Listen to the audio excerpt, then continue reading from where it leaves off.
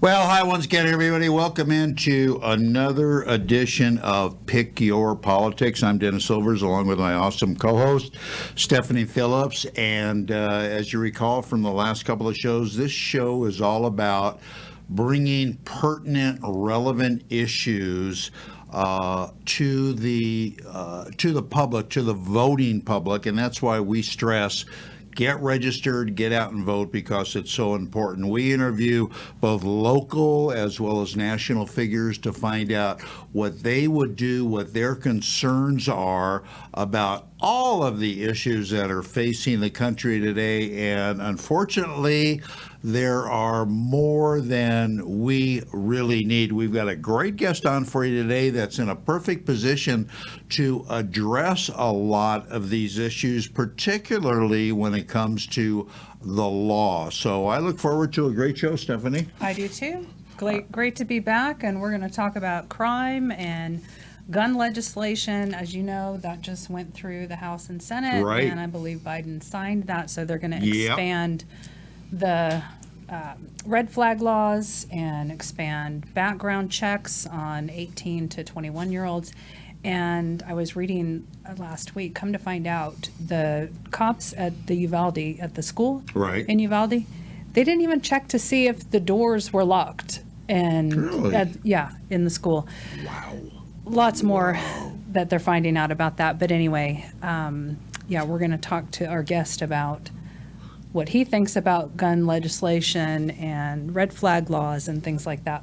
And he's in a perfect position to address that since, Absolutely. he is an attorney that's very heavily involved in criminal law and worked for the DA. By the way, I keep forgetting to introduce our what we call our decision dog, and this is Mulligan, by the way. He's the mascot for the show. He absolutely loves Stephanie as well. So if he barks, that means it's a good thing. You know what I mean? He's kind of giving you the thumbs up, or I should say the paws up. Yeah. But anyway, let me tell you a little bit about our guest on the program today, Timothy Treffinger. He is a former prosecutor who worked in various district attorneys' offices. He also worked for the Nevada Attorney General's office, specializing in domestic battery and sex crimes, which is something that we want to get into. Timothy prides himself on knowing the law on both sides of the issues, which is great. Timothy has his own practice today, his own office, where he handles all criminal cases and selected civil cases. He is the Republican nominee running for district attorney of Clark County. So without further ado, let's welcome Timothy onto the show. And Timothy, Stephanie and I are very grateful you took time out to come on the show today, and we hope you have a good time. Oh, well, thank you. It's a pleasure to be here. Hey, Timothy, and it's Treffinger. Treffinger. Oh, all right. I'm not the greatest Sorry, on Tim. names. That's kind of a tongue twister, but anyway, let me kick it off, Tim, and ask you this. Steve Wolfson, as you know, is our current DA, has been doing this job for almost a decade. First, why do you think you're a better fit for this position to replace him? And secondly, tell all of our viewers, what is the primary role of the DA's office? Sure. Well, I think you phrased that interesting. You said that Mr. Wolfson's been doing this job for roughly 10 years, but the fact of the matter is, while he's taken an administrative and a managerial role, he actually hasn't walked into court and prosecuted a case during that time. I've prosecuted numerous cases throughout the past 10 years. I've been doing this job at all different levels and defended cases at multiple levels, including the federal level. I think that I bring, I may not have his tremendous amount of years of experience, but I think that I have more recent experience in the courtroom. And I think that's important for the office. I think it's important to have somebody who's going to be on the front lines with the deputies, making sure your policies are being followed. There are many people, including his Democratic challenger, who criticized the consistency in that office, and I think that that's a valid concern. Mm-hmm. And I think part of that is a lack of leadership, and I think I can bring both conservative values and the leadership back to the office. As far as what the district attorney does, you are the primary law enforcement official for the county. Charges start with the Metropolitan Police Department or the Henderson Police, but those charges are ultimately filed by the DA's office, who decides whether those cases go forward into court or not. There are also areas of the district attorney's office that handle civil issues with the county, as well as child support and some family issues. So there is a pretty wide variety of things that office covers. I find that very interesting, Timothy, when you tell me that Steve Wolfson has never been in court to try a case. That, to me, after all this time, is kind of bizarre. I agree. And I mean, I know he tried cases prior. I mean, he did have an active law practice, but as far as I know, he has never walked into court and tried a case. And that is strange. When I worked in the Pahrump DA's office, when I was with the Attorney General's office, I mean, that Brian Coonsey was in court prosecuting cases. He was the DA I worked under. Right. I know the DAs that have followed him have walked into court and tried cases. And just because it's a busy and larger office doesn't really explain that. There isn't really a good explanation, so I can't explain it myself. Very interesting. Is he light on crime, would you say? I mean, on prosecuting crime? Is that why? I would say he's inconsistent on crime. Okay. He's been accused of, especially recently, of, if you know somebody or you're a big player in town, some of those cases aren't being prosecuted. I think that's a problem. I think there's a general consistency problem in the office. I mean, there's cases that get filed where you go, there's no basis here. Why are we in court because someone's coat happened to fall over their gun while they were getting out of a car as a concealed carry violation? Mm-hmm. And then you see some other cases, some serious domestic cases, some sex cases that never get filed. It's kind of baffling. Right. Mm-hmm. I discovered this seat there's no term limits for the district attorney, correct? Yeah. So, and I find it interesting. You guys were going to have a candidate forum back in March, I believe it was, and he backed out of that, stating safety concerns, but it was a virtual forum. Interesting. So what do you know about that? What I can tell you is that was put on, I believe, by the ACLU and the Black Caucus. They were bent over backwards for Steve. It was initially supposed to be an in-person event with audience questions and that sort of stuff. He didn't want it to be an in-person event, so they changed it to virtual. Then it was he wanted all the questions in advance, so we were provided the questions in advance. And then apparently he didn't want to take audience questions, and he had a safety concern, even though we weren't even told where we were supposed to be until a couple hours beforehand. I think going into a heavily liberal-backed program like that, I would have had more to worry about than Steve, since he's the Democrat. Right. But what can I say? I'm going to show up and discuss the issues any chance I get. There are a number of offices, as you know, Tim, that do have term limits. Do you think that should apply to a district attorney? That's a tough question, especially in this state, because we have rural counties where it's hard to get anybody. In fact, in some counties, they bring in officials from other counties. I think Goldfield and some of the other small counties up north do that. I think in bigger counties, it's something that probably should be considered, because I think the longer you're in a job, I think complacency sets in. I think you can see that by the lack of action by Mr. Wolfson currently. Mm-hmm. You mentioned that he was light on prosecuting some sex crimes, and I know that you have prosecuted sex crimes previously. And Las Vegas, in our area, is one of the top areas for child sex trafficking and things like that.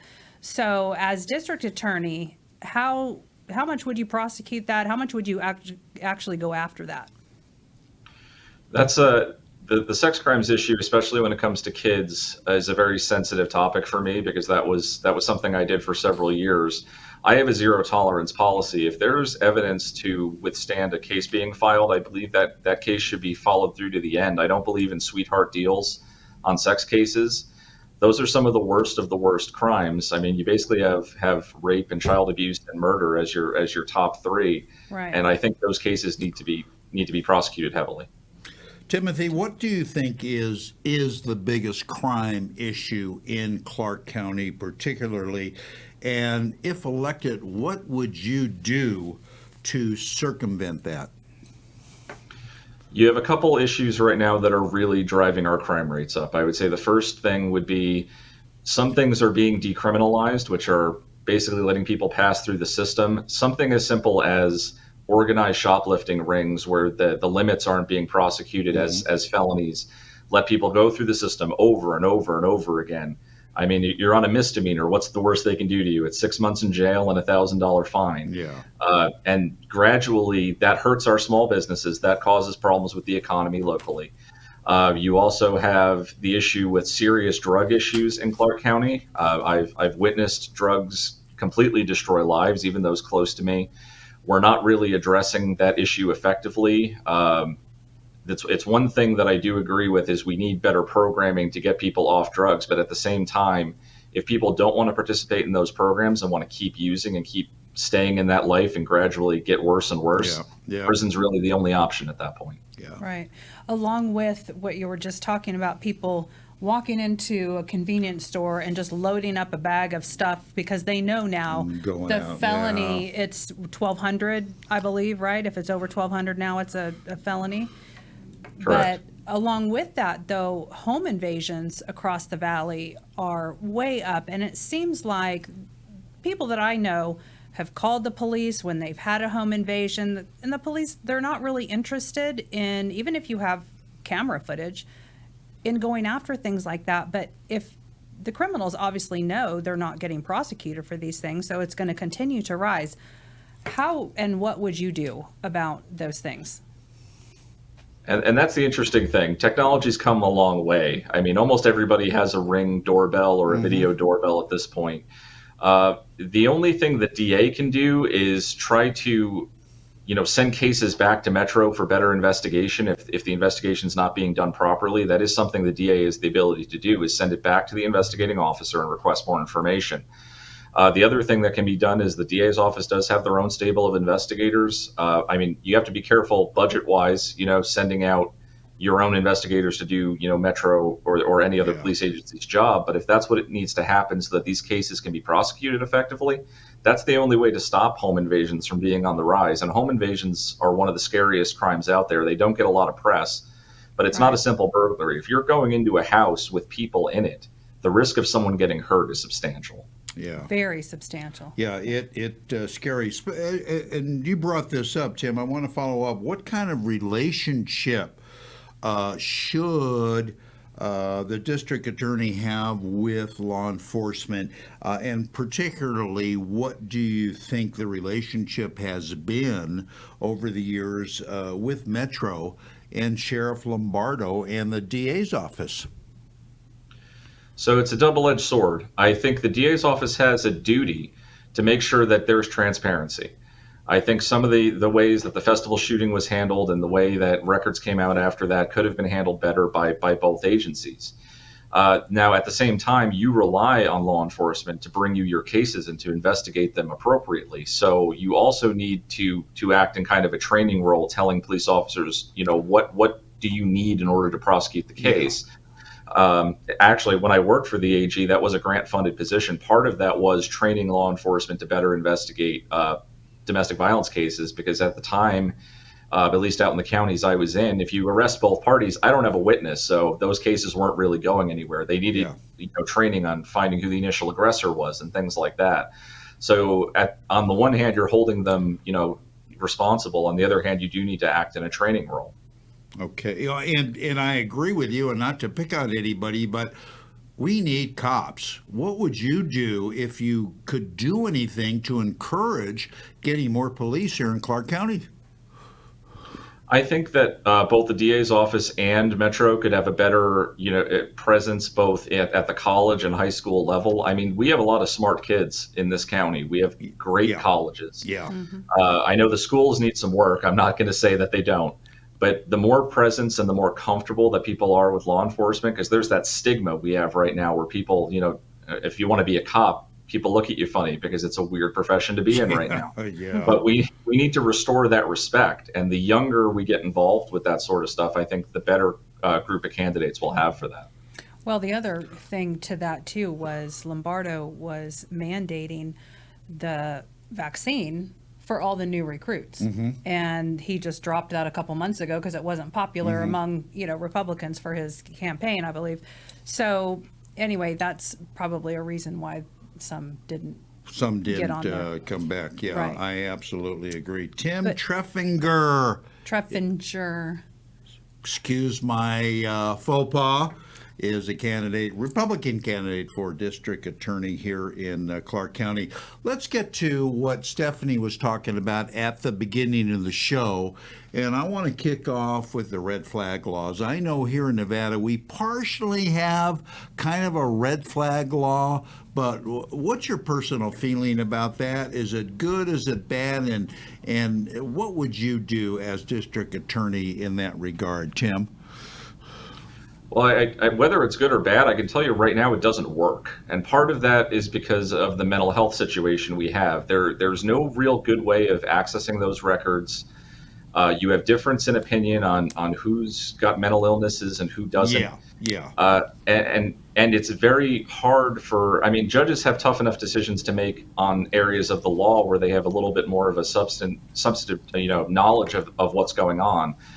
My background's in psychology. I have a bachelor's in psychology. And I can tell you right now that 5 psychologists will probably have 5 different opinions on each person. We see that in competency court.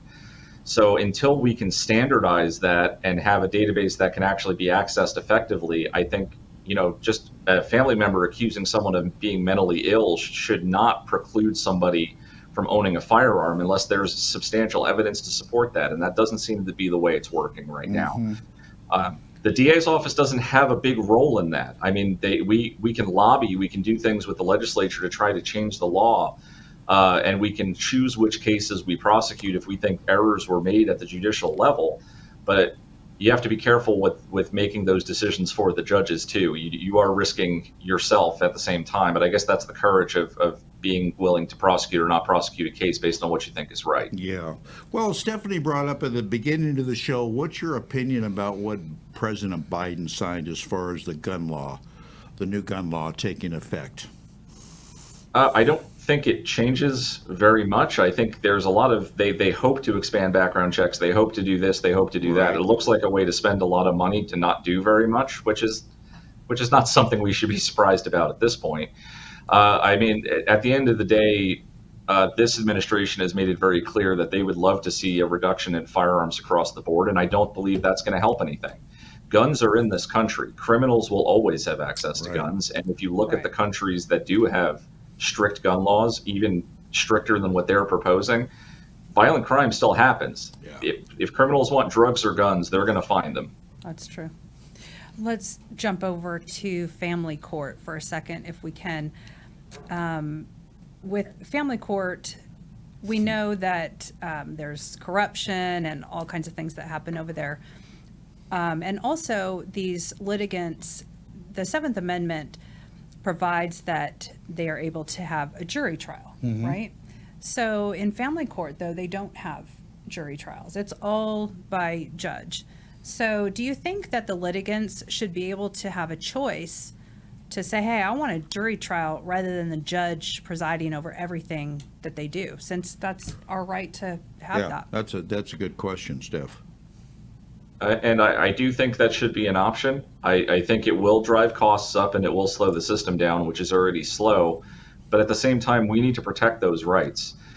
If you get a sample of the community, which is what a jury is, and have them decide on an issue, at least you're getting a bunch of different points of view. Right now, sometimes these cases, I have clients come in, and depending on which department it's in, I can tell them, well, you're going to have a good day because you got this judge, or you've got no chance because you have another judge, or we have no idea what this judge is going to do. It depends on what their mood is that day. Right. That's a tough system to operate in. It shouldn't be that way. I agree, because the law, we have good laws on the books. I mean, the totality of the circumstances test does put a lot into the judge's, purview, but there's no consistency right now, and that's a serious, serious problem. You need to be able to rely on the laws we have on the books to know somewhat what an outcome of a case is, and we do not have that right now. Yeah. So also the family court, that's a civil court and not criminal, but these judges issue contempt charges, that's a criminal charge, and these people go to jail over this. So how is it that they can do that when it's a civil court? Why don't they do a civil contempt charge instead of a criminal contempt so these people are not going to jail? Why is that? Why does it work that way in family court? That's a question that doesn't have a really good answer because there are civil contempt charges. I would be much more comfortable if they did civil contempt over criminal contempt. I can tell you it's very uncomfortable if you have a child support case set in front of a hearing master over on Flamingo and it's set for 3 or 4 in the afternoon because there's more people getting handcuffed to that bench in that courtroom every day than any other session. And you can kind of see it coming. But these people, you have a couple of problems. One, you almost have a debtor's prison issue, and we had the same issue with traffic tickets where you get into a situation where you can't pay the child support, and now you're going to jail for a week or two because that helps you make money. So I don't know how that's supposed to help pay the child support. But you have other remedies. I don't know why they're doing that. I think those people should have a right to counsel because any other person who's facing jail time, I mean, we mandate counsel, even public defender on a domestic violence case or a DUI because there's mandatory jail time. If a judge is thinking about putting someone in custody, they should have an attorney there arguing for them. I think they have the right to do that. That's a very good thing you brought up because I was going to ask you about that too. A lot of these litigants come into court and they don't have an attorney because they can't afford an attorney. But the Constitution says, I don't believe that it differentiates between a civil and criminal case, but we have the right to have a public defender if we can't afford one. So why is that different in family court? And is there anything that you could do as district attorney about those things? It would depend on the basis of it. I mean, obviously, if there's a corruption issue and people are being put in jail for the wrong reasons or because of bias or things like that, I mean, there are some criminal charges I think that could be brought even to the judiciary based on those things. The only other thing, again, would be lobbying for changes in the statute that doesn't allow these judges to do these things. And it's I don't want to say it's across the board. There are some good family court judges, but there are some that probably violate the law and the Constitution almost on a daily basis, and that's kind of a horrifying thing. So when that is brought to say you're elected as district attorney, and this evidence is brought to you and to your office, what would you do about that? What can you do about that? If there's corruption, that's going to be investigated, and that's one of the things that I've said throughout, and I think even in my first interview, which I had the pleasure of doing with Stephanie at the time, I said, look, if you're corrupt and you're doing things you're not supposed to do, I don't care if you're a police officer, a judge, or anybody else. If you're in my jurisdiction, you're getting prosecuted. That's my job and that's my mandate. It's you're representing the state of Nevada on criminal cases without passion or prejudice, but everything needs to be investigated and everything needs to be pursued. No, that's well said, Tim. I don't want to put you on the spot, but do you know the current budget of the DA's office, and is it manageable?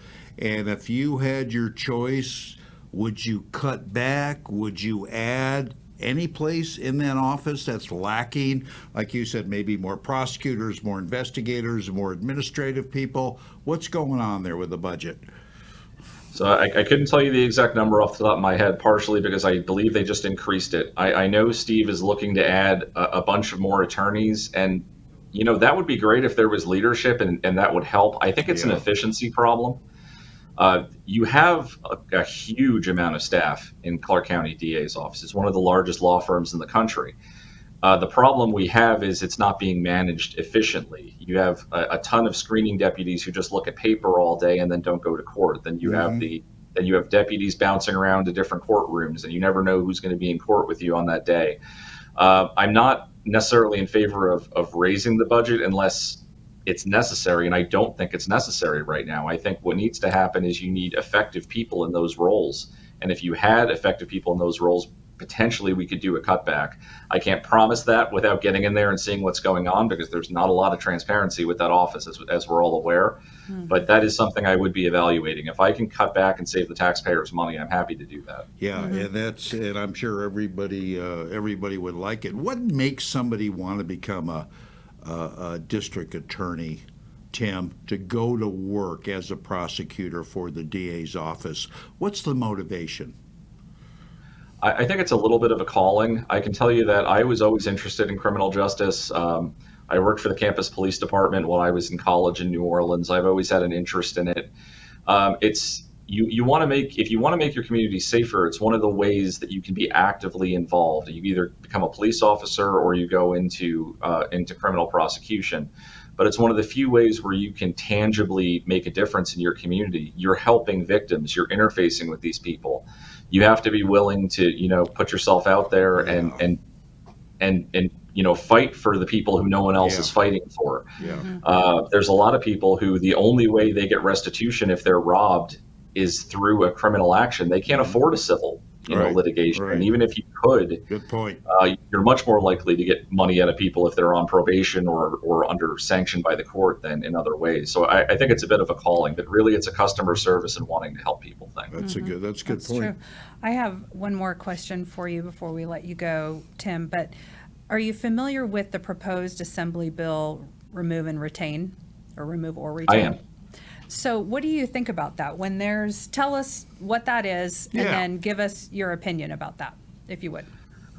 So remove and retain it's mainly an election issue. So right now, especially with judges, and if anybody who's looked at their ballot or voted in the primary, you notice that there are some positions that say none of these, or we'll have another option. Right. But then you have the judicial positions where if no one is running against them, they're the only name on there, and basically one vote means they're elected. Remove or retain would give you basically a none of these or a removal option, where if the removal option outweighed the votes for that judge, they would be removed from office, and then there'd be another process in order to put somebody in that position. And people may say, well, what's the difference? Well, there's a big difference, because one vote to get elected means that a bad judge who no one wants to run against for fear of reprisal only needs one vote to stay in that spot. Right. Whereas no one has to run against them, but the public can still remove that judge on a remove or retain. And it's something that I heavily believe in and I think needs to be implemented. Yeah. No, I agree. That's a good point. Yeah. Tim, we all know that running for office, I don't give a damn what kind of office you're running for. It takes money, it takes blood and sweat, a lot of time. Put out your website if people want to vet you a little bit more, contribute to your campaign. And speaking of that, do you have any events that are coming up that perhaps Stephanie and I could help you out with? Right. We are currently getting ramped up now that the primary is over. My race wasn't the focus. I wasn't even on the ballot, the Republican ballot, because I didn't have an opponent, which is funny because I had people asking me, hey, are you still running? Yes, I'm still running. No, Wolfson isn't guaranteed to get it because he beat Mr. Fumo. In fact, Steve Wolfson, just so everyone's aware, has never run a general election as an That's elected true. DA. He's That's always true. just had a primary opponent. But we are going to be getting some events. Those will be posted on the website. I don't have any I can give you right off the top of my head. I believe I am going to be on Veterans in Politics on Saturday, so that will be another podcast that's coming out. But I'm always happy to interface with the public. I do answer all the questions that get submitted on my website, and you can also go there to donate or sign up to volunteer. And that's Treffinger, my last name, the number 4, and Nevada spelled out.com. So Treffinger4Nevada.com. And like I said, if people send in questions, and I've had a bunch because I'm not a well-known person in this space, I always answer them because these people need to know what I stand for. And I think it's important to have balance and a conservative voice in this fight, for sure. Yeah, absolutely. And it is Treffinger, not the way Yes. that I've been pronouncing it. So keep an eye out for Timothy. Tim, like I said, if Steph and I could help you out, going to an event or whatever, would you please let us know? And you're real close to both of us. So we'd love to get a phone call from you saying, hey, I'd like to buy you guys lunch. Absolutely. I'd love to do that. I appreciate. You've been great. Finish it off, Steph. Thank you so much, Timothy, for coming on the show. We were glad to have you. And yeah. Good Good luck show. to you in this race, and wish you all the success. Absolutely. Thanks, Tim. Thank you. Appreciate it. All right, that's going to wrap it up for another edition of Pick Your Politics. I'm Dennis Silvers, along with Stephanie Phillips and come on, Mulligan, wake up and stuff like that. And we love bringing you the show. We hope you enjoy it, and we will be back same place, same time next week with another political figure. So until then, make sure you get out and vote. So long, everybody. See you later.